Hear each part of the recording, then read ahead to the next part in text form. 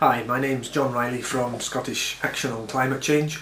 I've made this short video of Professor James Curran talking about the urgency for action on climate change and how Scotland has experienced a higher average increase in temperature than the world average, and how that's going to affect us in the sort of short to medium term.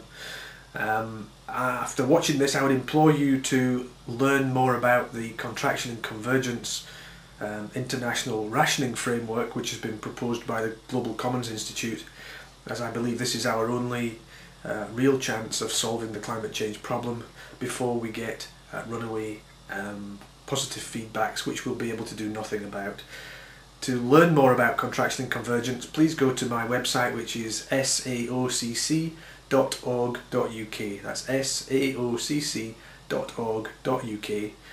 or you can go to climatejustice.org.uk. Dioxide is all around us in the atmosphere, but it hasn't always been at the concentrations it is now. If you look at the ice cores that have been drilled in the Antarctic, the so-called Vostok ice cores, you can analyse the trapped air bubbles of past atmospheres.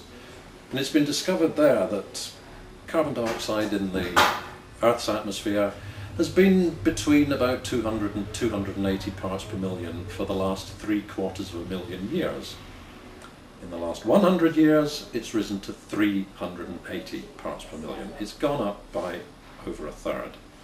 It's carbon dioxide that keeps the atmosphere warm. It's perhaps not surprising that we are seriously disturbing the climate.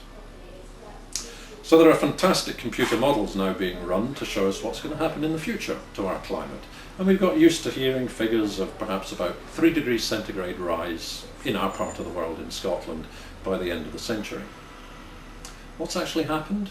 Well, if you analyse the figures of the climate in Scotland since 1960, the temperature in the winter has already risen by 1.5 degrees centigrade. Our winters are very much wetter. It's 70% wetter now in the west of Scotland in the winter, and it's also getting drier in some parts of Scotland anyway in the summer. That's already upsetting the kind of ecosystem in Scotland. If plants flower early, then maybe the insects aren't already there to pollinate them, so you don't get seeds produced. If the insects aren't there when the birds hatch, then the chicks die because there isn't the food supply. So we're already seeing pretty significant disturbance to the natural ecosystem here in Scotland. But let's just look at one particularly disturbing feature that is a good example in Scotland of what's called climate change feedback. We have huge deposits of peat in our mountains.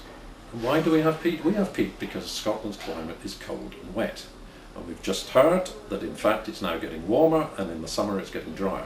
What happens to the peat then is it begins to dry out and it cracks open and it loses its coherence, it loses its structure, and then when those heavy rains that we also heard about hit it in the autumn and winter, that peat gets washed away.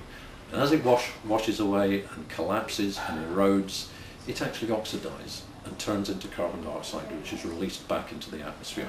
So this is a climate change impact actually causing carbon dioxide to be released, making climate change worse, what's called positive feedback. That's what's really worrying, and there are several of those positive feedback possibilities around the world. This one in Scotland just happens to be particularly close to our home. Why does it matter? Because in Scotland we have 5,000 million tonnes of carbon locked up in those peat deposits, and it would only take 0.2% of that peat to be destroyed each year to equal all the man-made emissions in Scotland. That's what's worrying.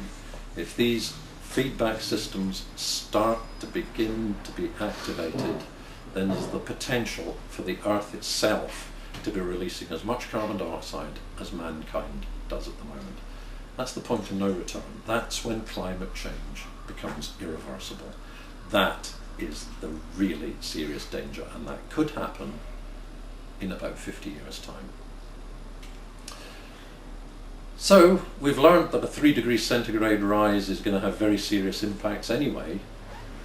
Some scientists say that even under that situation, by about 2050, maybe 1/3 of all the world's species will be extinct because of the rise in temperature, because of climate change. If you build in these feedback loops, we're not looking at 3 degrees centigrade rise by the end of the century. We're looking at 6 or 7 degrees centigrade rise. We simply do not know what catastrophic effect that may have on the world. We've got to be a bit more careful.